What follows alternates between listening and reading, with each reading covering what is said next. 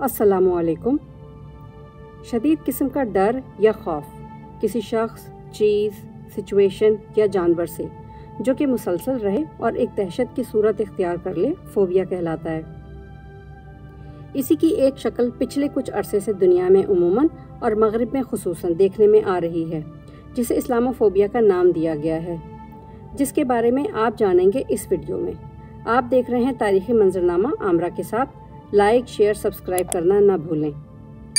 دوستو، فوبیا ایک ایسا شدید خوف ہے جو یا تو حقیقت سے زیادہ ہو اور اگر حقیقت نہ بھی ہو مگر آپ کے اعصاب پر سوار ہو جائے، جیسے بلندی کا خوف، پانی کی گہرائی کا ڈر، اندھیرے کا خوف، اکیلے پن کا ڈر، تیز آوازوں کا ڈر، کسی بھی مقام پر یا چھوٹی جگہ پر بند ہو جانے کا خوف، جیسے لفٹ وغیرہ۔ ویسے تو یہ ایک ذہنی بیماری ہے جو پیدائشی بھی ہو سکتی ہے اور یا زندگی میں وقت کے ساتھ ساتھ مختلف حالات و واقعات کے تحت کسی بھی انسان میں پیدا ہو سکتی ہے اور اس کا علاج ممکن ہے، مگر کسی خاص گروہ سے نفرت، مذہب کی بنیاد پر تعصب یا اجتماعی طور پر ایک باقاعدہ حکمت عملی کے تحت بھی کسی قوم کو دوسری قوم سے خوفزدہ کروایا جاتا ہے۔ خاص طور پر مسلمانوں کے خلاف پچھلی دہائیوں سے پروپیگنڈے کے تحت مغربی باشندوں کو بھڑکایا گیا، جس کے لیے مختلف طریقے اختیار کیے گئے، چاہے وہ فلمیں ہوں، میڈیا رپورٹس ہوں یا سماجی رابطوں کی ویب سائٹس پر پایا جانے والا تعصب۔ آزادی رائے کے اظہار کے نام پر اسلامی اقدار کے خلاف غلط فہمیاں پیدا کرنا اور مذہبی اسلام سے خوف اور ڈر پیدا کرنے کے لیے مغرب میں کچھ گروہ اپنے مذموم مقاصد حاصل کرنے کے لیے باقاعدہ پلاننگ کرتے ہیں۔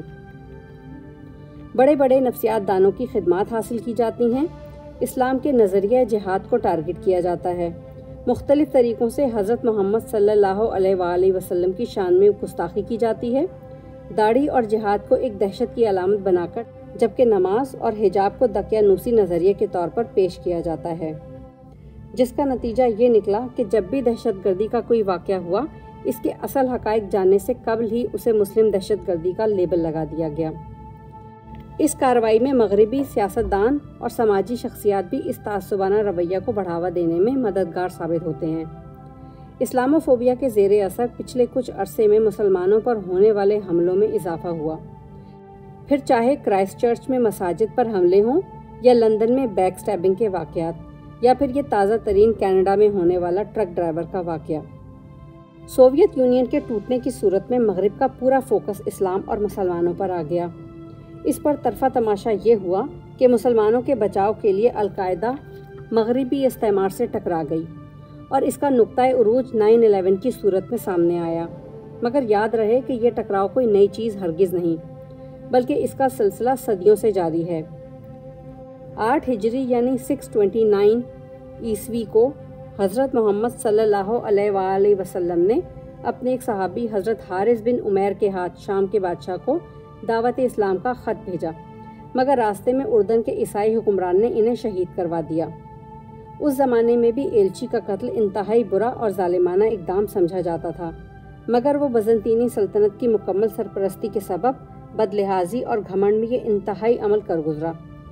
جواباً حضرت محمد صلی اللہ علیہ وآلہ وسلم نے اس گھمنڈی بادشاہ کو سبق سکھانے کے لیے حضرت زید بن حارثہ کی قیادت میں اسلامی لشکر روانہ فرمایا۔ یوں اردن میں موتا کے مقام پر، جو کہ دریائے اردن اور اردن کے شہر کرک کے درمیان واقع ہے، پر ایک زبردست مارکا ہوا۔ اس جنگ کو سریا یا مارکا کہا جاتا ہے، جس میں پہلی بار مسلمان اور عیسائی آمنے سامنے آئے۔ مورخین کے مطابق اس جنگ میں بازنطینی بادشاہ ہرکل نے بھی اپنے لشکر کے ساتھ حصہ لیا اور مسلمانوں کے لشکر میں زید بن حارثہ کے ساتھ حضرت جعفر طیار اور حضرت خالد بن ولید نے بھی حصہ لیا۔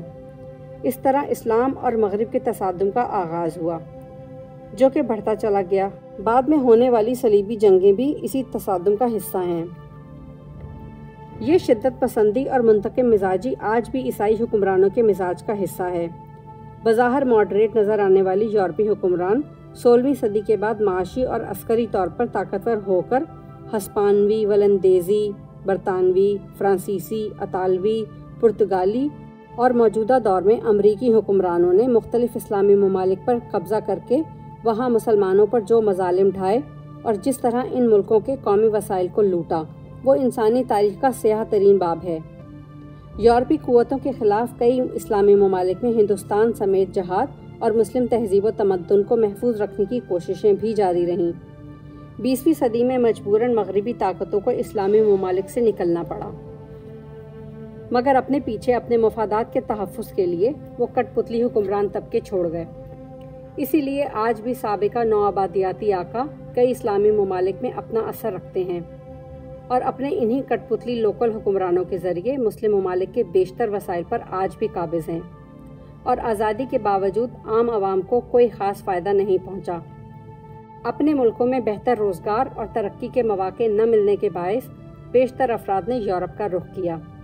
فرانس، برطانیہ، امریکہ، Germany, Italy, Holland, Spain, Australia, Denmark, Norway, Sweden اور آسٹریا وغیرہ۔ اور پھر یہاں رہتے ہوئے جن مسلمانوں نے اپنے روزمرہ زندگی میں اپنی اسلامی روایات اور تشخص کو برقرار رکھا، انہیں نیم تعلیم یافتہ مقامی آبادی کی جانب سے نفرت، طنز و تشنہ اور متعصب رویے کا سامنا کرنا پڑا۔ گو کہ ابتدا میں ان کی تعداد آٹے میں نمک کے برابر تھی، اسی لیے مسلمان وہاں پھلتے پھولتے بھی رہے۔ مگر جب یورپی ممالک میں مسلمانوں کی تعداد میں اضافہ ہوا تو وہاں کے مقامی لوگوں میں ڈر اور خوف پیدا کرنے کے لیے باقاعدہ پروپیگنڈے کے ذریعے اسلاموفوبیا کا آغاز ہوا۔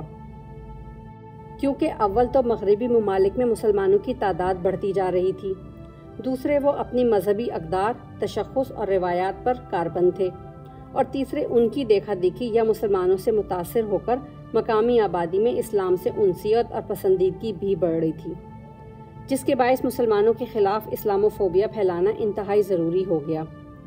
مگر 9/11 کے بعد تو اسلام کو مغربی تہذیب و تمدن کے خلاف خطرہ عظیم بنا کر پیش کیا جانے لگا، اور اس میں کمی کے بجائے دن بدن اضافہ ہی ہوتا جا رہا ہے۔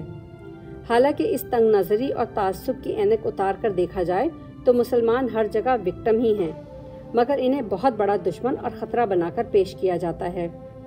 بعض حلقوں کے مطابق تو مغربی حکومتیں اپنے مذموم مقاصد کے تحت خود ہی ایسے حالات بنائے رکھتی ہیں کہ جن کے سبب مغربی عوام بدستور مسلمانوں سے خوف کھائیں اور ان سے نفرت کرتے رہیں۔ جیسے دور جدید میں جب فلپائنی مسلمان 1899 عیسوی میں اپنی آزادی کے لیے جدوجہد کر رہے تھے تو امریکی فوج نے ان پر حملہ کر دیا، اور آج بھی فلپائنی مسلمان قسم پرسی کی زندگی گزار رہے ہیں۔ 1918 عیسوی میں جب وسطی ایشیا کی مسلم ریاستوں نے آزادی کی کوشش کی تو روسیوں نے وہاں ظلم کے پہاڑ ڈھائے اور جبراً قبضہ کر لیا۔ پھر برطانیہ کی سرپرستی میں یہود کو ناجائز طریقوں سے فلسطینی زمین پر بسایا گیا۔ آج اسرائیل عالمی طاقتوں سے شہ پا کر مظالم ڈھا رہے ہیں، مگر کوئی مغربی حکومت اسرائیل کے خلاف بات نہیں کرتا، اور اسرائیل کے تازہ حملوں کے بعد ہسٹری میں پہلی بار یورپی عوام اسرائیل کے خلاف اور فلسطینیوں کے حق میں اپنے اپنے ممالک میں باہر نکلی اور ظلم کے خلاف اپنا احتجاج ریکارڈ کروایا۔ 1920 عیسوی میں مختلف سازشوں کے تحت خلافت عثمانیہ کو توڑا گیا، عثمانی خاندان پر ظلم کے پہاڑ توڑے گئے۔ 1947 میں تقسیم پاکستان اور ہندوستان میں کشمیر کے معاملے میں مسلمانوں کی کشمیر میں اکثریت کے باوجود سازش کے تحت بھارت سے الحاق ظلم کے برابر تھا، اور کشمیری آج بھی اپنی آزادی کے لیے جدوجہد کر رہے ہیں اور نیم غلامی کی سی زندگی گزارنے پر مجبور ہیں۔ بھارت کے ظلم اور جبر کے خلاف کوئی یورپی ملک بات کرنے کو تیار نہیں، بلکہ ہر بار لفظی خانہ پوری کر دی جاتی ہے اور پھر سب بھول بھال جاتے ہیں۔ جبکہ 9/11 میں کسی بھی افغانی کی شمولیت نہ ہونے کے باوجود امریکہ اس پر چڑھ دوڑا۔ 2003 میں عراق پر کیمیائی ہتھیاروں کا بہانہ بنا کر امریکہ نے یلغار کر دی، مگر کوئی مغربی ملک اس کا ہاتھ پکڑنے آگے نہ بڑھا، بلکہ الٹا اس کا بھرپور ساتھ دیا، مگر کوئی کیمیاوی ہتھیار وہاں سے برآمد نہ ہوئے۔ Chechnya, Bosnia, Herzegovina, Thailand اور برما میں مسلمانوں کی آزادی کی تحریکیں بزور طاقت کچل دی گئیں۔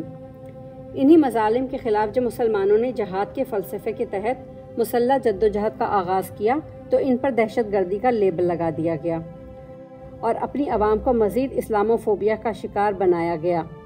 مغرب اور اس کے حواری مسلمانوں کے خلاف عسکری یلغار کے علاوہ مغربی تہذیب و تمدن، مادہ پرستی، لادینیت، مادر پدر آزادی اور فلموں کے ذریعے بھی مسلمان نوجوان نسل کو اپنے دین اور اقدار سے دور کرنے کی سازش میں مصروف ہیں۔ दूसरी तरफ आलम इस्लाम में इस यलगार का मुकाबला करने के लिए 2 बुनियादी रुझान जन्म ले चुके हैं। अव्वल तो ये कि पुरअमन जद्दोजहद, नरमी, मोहब्बत और लॉजिक के ज़रिए मगरिब को कायल करने की कोशिश की जाए, और दूसरा रुझान ये कि ईंट का जवाब पत्थर से यानी मुंह तोड़ जवाब दिया जाए, और मगरिब इसी तबके को टारगेट करता है और उसे दहशतगर्द, इंतहा पसंद और एक्सट्रीमिस्ट का नाम देकर अपने अवाम को खौफज़दा करके इस्लामोफोबिया में मुब्तला करता है। इन दोनों ग्रोह के अफराद और तंजीमें अपने नुक्ते नज़र को दुरुस्त साबित करने के लिए मुख्तलिफ दलाइल देते हैं। मुसल्लह जद्दोजहद वाले समझते हैं कि कश्मीर और फ़लस्तीन जंग के बगैर आज़ाद नहीं हो सकते, मगर इनके मुखालिफिन वोट की ताकत के ज़रिए अपनी मंजिल को हासिल करने पर जोर देते हैं। हमारे लिए फ़िलहाल ये जानना बहुत ज़रूरी है कि इस्लामोफोबिया का शिकार मुसलमानों से खाइफ मगरबी लीडर और माशरों को किस लाहे अमल के तहत इनके इस्लाम, मुसलमानों और हज़रत मोहम्मद सल्लल्लाहु अलैहि वसल्लम के मुताल्लिक गलत फहमियों को दूर किया जाए, क्योंकि मगरिब में इस्लाम, मुसलमान और हज़रत मोहम्मद सल्लल्लाहु अलैहि वसल्लम की मुखालिफत और नापसंदीदगी की असल वजह नावाकफियत ही है। वो इस्लाम को दकियानूसी कवानीन का मजमूआ समझते हैं, इसलिए इन गलत फहमियों को दूर करना भी हम मुसलमानों की और मुसलमान उलमा ही की जिम्मेदारी है। हम इन्हें इस्लाम और कुरान के हकीकी पैगाम से रोशनास कराएं ताकि वो अपनी कुतुब में मुसलमानों और हज़रत मोहम्मद सल्लल्लाहु अलैहि वसल्लम के बारे में पढ़ाया जाने वाला इश्तियाल अंगेज़ मवाद और बेसरोपा वाक़यात और गलत फहमियाँ पैदा करने वाली बातें भुलाकर इस्लाम और कुरान की असल तालीम को समझकर इस्लामोफोबिया की दलदल से बाहर आ सकें। तो कहिए ये मालूमाती वीडियो कैसी लगी? अपनी कीमती राय का इजहार नीचे दिए कमेंट बॉक्स में ज़रूर करें। अल्लाह हाफ़िज़।